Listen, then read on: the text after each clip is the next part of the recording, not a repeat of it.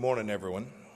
I want to start by thanking Secretaries Mnuchin and Esper and Ross, Ambassador Kraft, Ambassador Bryan for their leadership and for coming to the State Department on this important occasion. I was at the White House last week for the Abraham Accords, a great step forward towards peace in the Middle East, and today I'm proud to announce how the Trump administration is taking even more action to further that same goal and protect the American people. Over the weekend, the U.S. effort to restore virtually all previously terminated UN sanctions on the Islamic Republic of Iran, including the arms embargo, pursuant to UN Security Council Resolution 2231. The Trump administration has always been honest about what the Iranian regime really is, a radical revolutionary and the world's leading state sponsor of terrorism and anti-Semitism. President Trump understood that the JCPOA was an abject failure. It didn't bring Iran into the community of nations or block Tehran's path to a nuclear weapon. Instead, it was an exercise in appeasement. It gifted the regime billions and paved the way for Iran to become the arms dealer of choice for terrorist groups and dictators all across the world in just 5 short years. Just imagine what Iran would do if we were able to freely purchase more advanced weapons. We have no intention of letting that happen. The President's executive order announced today gives us a new and powerful tool to enforce the UN arms embargo and hold those who seek to evade UN sanctions accountable. Today, I will take the first action under this new executive order by sanctioning the Iranian Ministry of Defense and Armed Forces Logistics and Iran's Defense Industries Organization and its director. We're also sanctioning the previous president of Venezuela, Nicolas Maduro. For nearly 2 years, corrupt officials in Tehran have worked with the illegitimate regime in Venezuela to flout the UN arms embargo. Our actions today are a warning that should be heard worldwide. No matter who you are, if you violate the UN arms embargo on Iran, you risk sanctions. I'm also announcing sanctions on Hamid Reza Gardarani and Ahmad Shivai under an existing U.S. authority targeting proliferators of weapons of mass destruction. These individuals are central to Iran's uranium enrichment operations. When we launched the maximum pressure campaign back in 2018 under President Trump's leadership, the critics said it wouldn't work. They were wrong. Our sanctions have saved countless Muslim, Jewish, and Christian lives by denying Tehran access to more than $70 billion that could have otherwise gone to terror. We've done this all while keeping a channel open for humanitarian trade and assistance. As we are demonstrating today, we'll keep it up until the Iranian regime comes to the table and accepts a real deal for change in its behavior. The American people should know that we will always put their safety first. I'll now turn the podium over to Secretary Mnuchin. Stephen?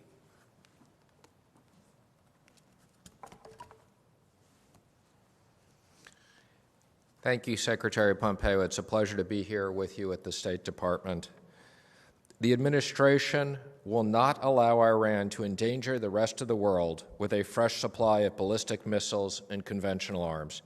Today, the Treasury Department is designating entities that support Iran's nuclear and ballistic missile programs and senior officials overseeing Iran's nuclear power ballistic missile development. A number of our targets today are affiliated with the Atomic Energy Organization of Iran, which has operational and regulatory control over the nuclear program and bears responsibility for nuclear research and development. 3 of the deputy directors have been sanctioned today, as well as 3 entities subordinate to AEOI that are active components of Iran's civil nuclear program. Treasury also designated several key producers and suppliers of military-grade dual-use goods for Iran's ballistic missile programs. Melmoot Industries and Mammoet Diesel, along with several shareholders and senior officials of these companies, are among those designated today. I also want to highlight designations, a particular component of Shahid Hemat Industrial Group, Iran's primary developer of liquid-propelled missiles. In particular, Shahid Haj Ali Mavahad Research Center is responsible for the integration, final assembly, testing of liquid propellant ballistic missiles and space launch vehicles. Furthermore, any financial institutions that knowingly facilitate a significant transaction for these individuals or entities could be subject to U.S. sanctions. This administration will use every tool at our disposal to stop Iran's nuclear, ballistic, missile, and conventional weapons pursuits, which it uses directly to threaten and terrorize the rest of the world. And Secretary Pompeo, I'm going to apologize for having to leave, but thank you for including me.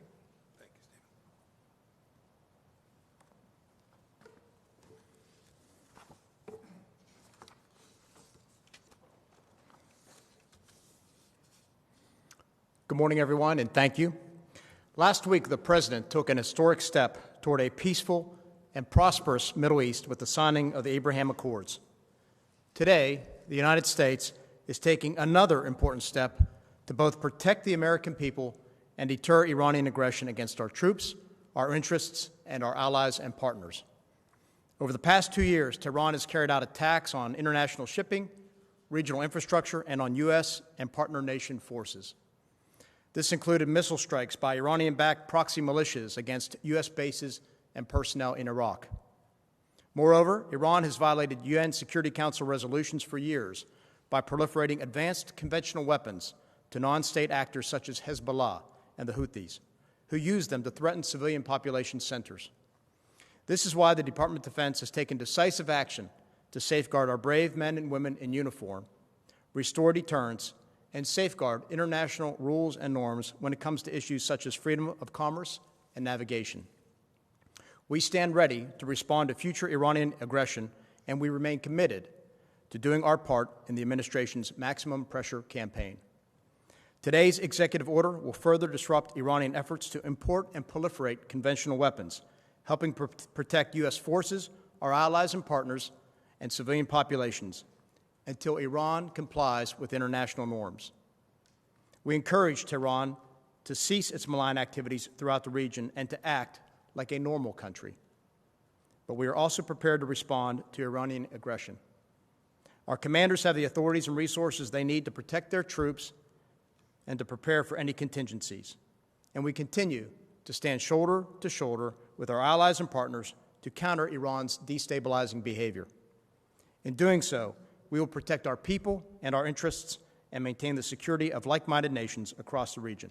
Thank you.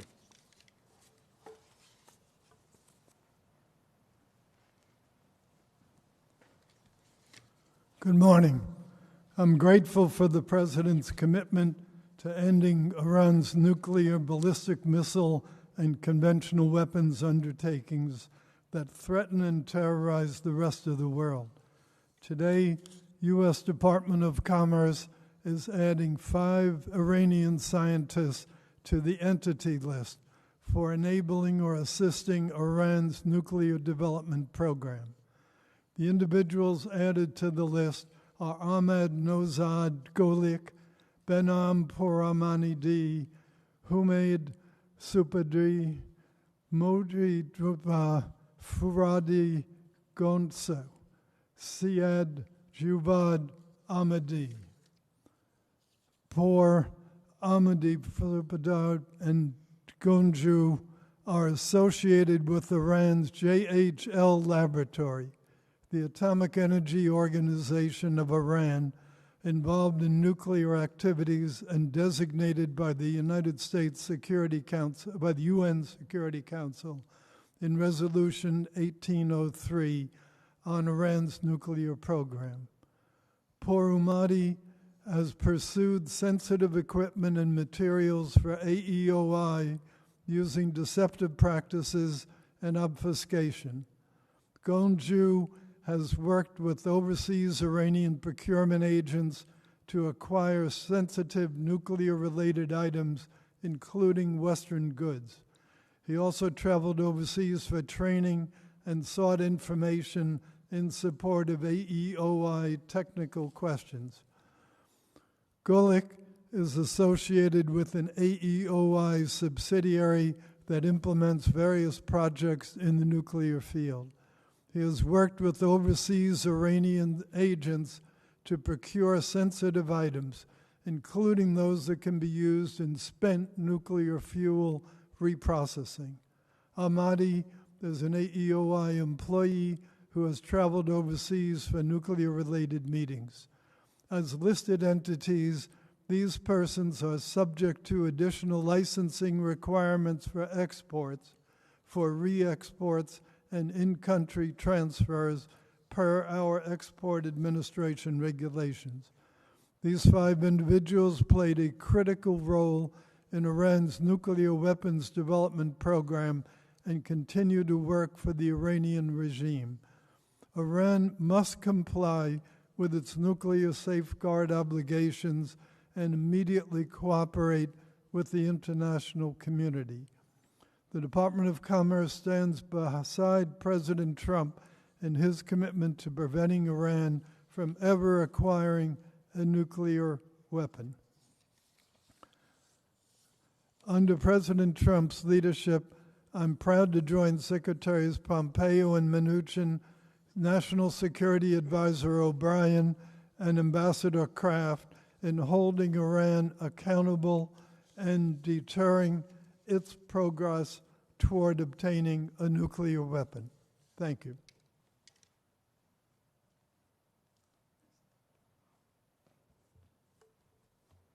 Good morning.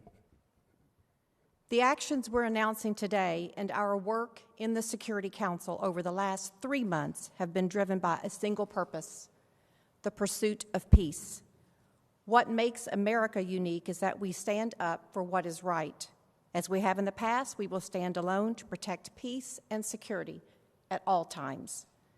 We don't need a cheering section to validate our moral compass. We do not find comfort based solely on numbers, particularly when the majority has found themselves in an uncomfortable position of underwriting terrorism, chaos, and conflict. We refuse to be members of that club. The United States is a force for good in the world. We led the creation of the multilateral system we know today, and we remain its largest funder. But as I have said repeatedly, when it fails, we will not.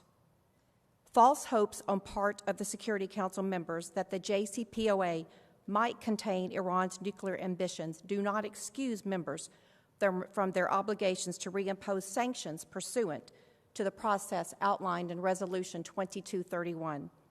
It is now our expectation that all UN member states will fulfill their legal obligation and reimpose sanctions on Iran. As we have demonstrated today, the United States will do everything necessary to ensure that the Islamic Republic of Iran, the world's leading state sponsor of terrorism, cannot inflict even greater harm on the world with more deadly weapons. We are doing this for peace. We are doing this for the safety of the American people, the people of the Middle East, the people of Europe, and the people of the world. Thank you.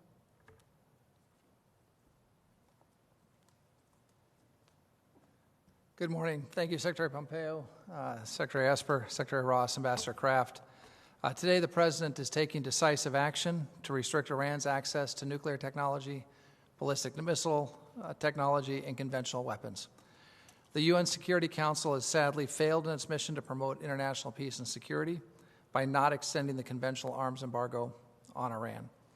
Unlike the UN, the United States will not allow Iran to further endanger the Middle East or the world as an importer and exporter of ballistic missiles and other advanced conventional weapon systems.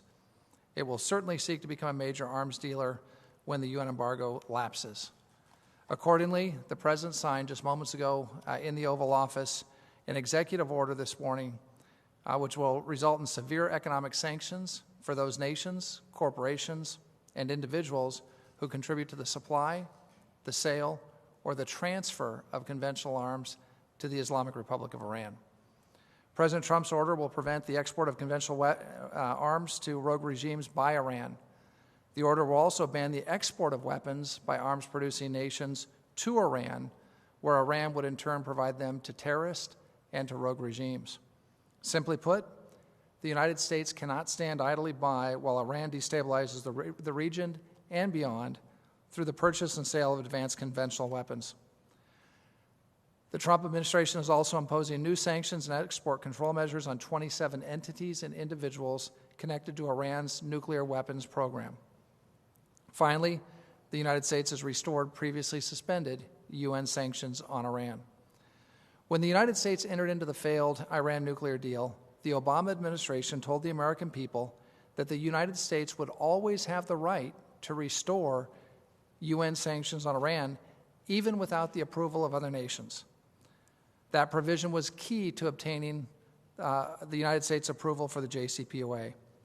President Trump is now exercising our rights to protect America and our allies. The Iranian regime has repeatedly lied about its nuclear weapons program, its archive, and denied access to international inspectors. Today's actions send a clear message to the Iranian regime that such conduct will not be tolerated. The United States is also sending an unmistakable message to the international community, those who appease and enable Iran, that they must at long last turn away from Iran's malign activities. Rather than waste resources chasing after a nuclear bomb or regional hegemony, the Iranian regime should provide the Iranian people with what they want and with what they deserve, a thriving and prosperous Iran. After decades of division and conflicts, a new dawn has arisen in the Middle East. The Abraham Accords signed at the White House last week represent the most significant step toward peace in the Middle East in over 25 years. Iran should use this moment in history. They should forswear terror, hegemony, end the pursuit of nuclear weapons, and put away old grievances. Iran should join its neighbors who are embracing a better future based on progress, shared interest, and shared goals. The President has made it clear that if Iran is willing to choose the path of peace, America will walk beside it. Thank you very much. Okay, we have time for a few questions. Rich Edson. Get the mic behind you, Rich. Thank you very much. Mr. Secretary, Secretary Pompeo, and this is also for anybody else who may want to answer. Reuters is reporting that a U.S. official is warning that Iran could have enough fissile material for a nuclear weapon by the end of the year. Do you think that is possible, and would that be different had the United States remained in the JCPOA? So I don't want to comment on intelligence matters, but one of the reasons that the JCPOA was such an enormous failure is it created a simple pathway for Iran very quickly to generate the fissile material that it needed for a nuclear weapon, right? In a matter of months, they could turn it on and get after it. This was one of the central failures of that agreement. Your question, where would we be had we not withdrawn, is Iran would have significantly more wealth. The regime would have even more money to build more centrifuges, to build more capabilities, to build more air defense systems, to prevent us from having the capacity to prevent them from getting a nuclear weapon. All of the elements of the terror state would be enhanced had we not done what President Trump directed back in May of 2018. The efforts today are to continue to reduce that risk, that they will have the wealth and resources to foment terror throughout the region and indeed throughout the world. Anyone else? Robert? Anybody? I'll just mention, when this deal was signed, Iran was at the breaking point. And instead of keeping sanctions on and getting a great deal, the United States and a number of other countries took the pressure off Iran. And they gave Iran $150 billion in sanctions relief. They also gave Iran another $1.8 billion in a settlement for cases, 400 million in Swiss francs, so that was in cash. The idea was that if this money was given to Iran, that Iran would use it for its middle class, would make Iran a prosperous state, a regular stakeholder in the world. Instead, what Iran did is they used that for terrorist proxy wars throughout the Middle East. What's happened with the sanctions that have been reimposed by President Trump and his administration is that Iran again has been squeezed, and we're seeing that reflected in Hezbollah's restricted funds. We've seen it in the Houthis' restricted funds. We've seen it in some breathing space in Iraq. So these sanctions will further enhance peace in the region by denying funds to the Iranians who use those those funds, to build centrifuges, to spin centrifuges, and to support their aims in the region and globally.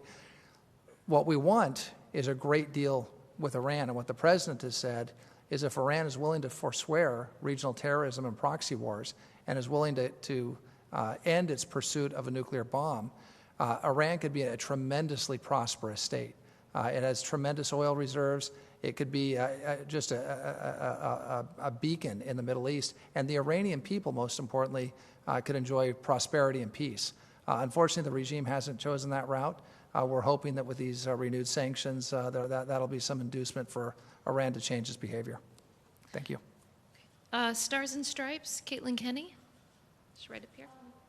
Caitlin, there's a mic right behind you. Yeah. Thank you.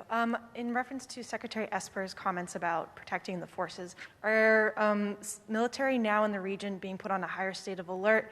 What are some of the ways that you're doing to protect the troops that are there? Well, our military forces in the Middle East, of course, maintain a high state of alert, and we are constantly looking at adjustments. I've had the chance over the last 24 hours to talk to the Chairman of the Joint Chiefs of Staff, and he has spoken with our commanders as well. And we continue to maintain all of our operational readiness we need. We are in close contact with our partners in the intelligence agencies and, of course, with our regional partners and allies. So, again, we feel very confident with regard to our readiness and preparedness to deal with anything that might happen in the region. Again, the important thing is that Iran complies with international rules and norms and the expectations we have set forth for them and become a normal country. Thank you. Jean Marais, DPA, right here. Thank you. Thanks a lot. Secretary Pompeo, the E3 countries are not engaging with the U.S. claim that it triggered the snapback. They even called it incapable of having any legal effect. What measures specifically is the Trump administration planning to bring Germany and the other countries in line?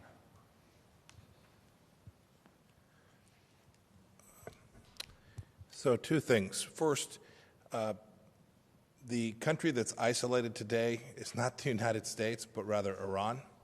By these actions, we have made very clear that every member state in the United Nations has a responsibility to enforce these sanctions. That certainly includes the United Kingdom, France, and Germany. We will have every expectation that those nations enforce these sanctions.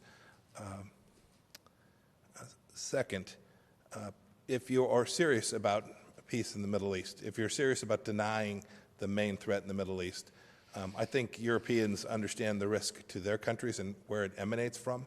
The place is the Islamic Republic of Iran, so I'm very confident that the people of those countries feel more secure today, and indeed privately their governments tell us they don't want the arms embargo lifted either. Indeed, in their letter to the United Nations, they suggested that they too wished that the arms embargo were extended. The good news is the United States is going to make sure it happens. We're going to take the action that is necessary to actually deliver on what the E3 tells us they have as their objective. I wish that they would join us in this. We've had this dispute about the merits of the JCPOA that's been going on since the Trump administration has come into place. The world should know that the United States will stand to make sure that the arms embargo is extended, that the Security Council resolutions come back to place, and that the European people will be safer as a result of the actions that the United States government has taken today. Thank you, everyone. Have a great day. Thanks, everybody.